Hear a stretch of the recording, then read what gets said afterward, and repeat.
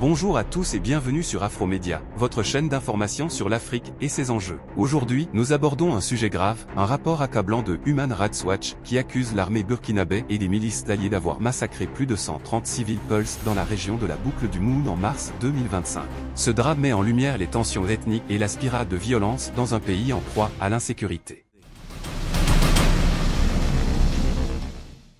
Le 12 mai 2025, Human Rights Watch a publié un rapport détaillé, basé sur des témoignages de survivants, des analyses de vidéos et les sources locales. Entre le 8 et le 11 mars 2025, l'armée burkinabé, avec des milices pro-gouvernementales, aurait mené une opération près de Solenzo, dans l'ouest du pays, officiellement pour contrer les groupes djihadistes affiliés à Al-Qaïda. Mais cette opération a viré au cauchemar. Les forces de sécurité auraient ciblé des civils Pulse, une ethnie souvent stigmatisée, accusée à tort de soutenir les djihadistes. Au moins 130 personnes, principalement des femmes, des enfants et des personnes âgées, ont été tuées dans les villages de Bena et les Koro.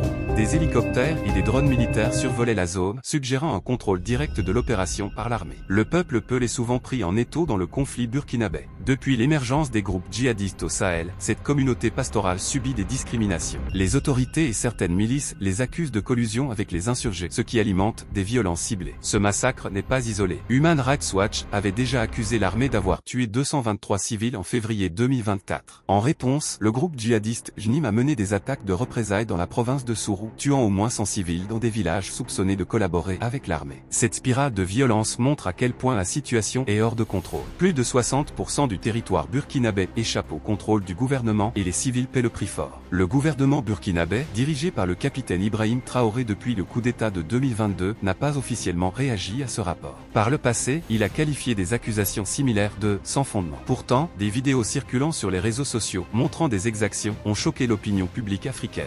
Human Rights Watch appelle à une enquête indépendante et à la fin de l'impunité pour ces crimes. Ce drame soulève des questions cruciales. Comment protéger les civils dans un pays en guerre contre les djihadistes? Comment mettre fin à la stigmatisation des Pulse? Et surtout, comment restaurer la confiance entre les communautés et l'État? Chez Afromédia, nous croyons que la lumière doit être faite sur ces atrocités. Les civils ne devraient jamais être les victimes d'un conflit, qu'il soit mené par des djihadistes ou par des forces gouvernementales. Nous vous invitons à partager cette vidéo, à vous informer et à soutenir les appels à la justice pour les victimes. Dites-nous dans les commentaires ce que vous pensez de cette situation. Est-ce que la communauté internationale doit intervenir davantage? Et n'oubliez pas de vous abonner à Afromédia pour ne rien manquer de nos analyses sur l'Afrique. À bientôt.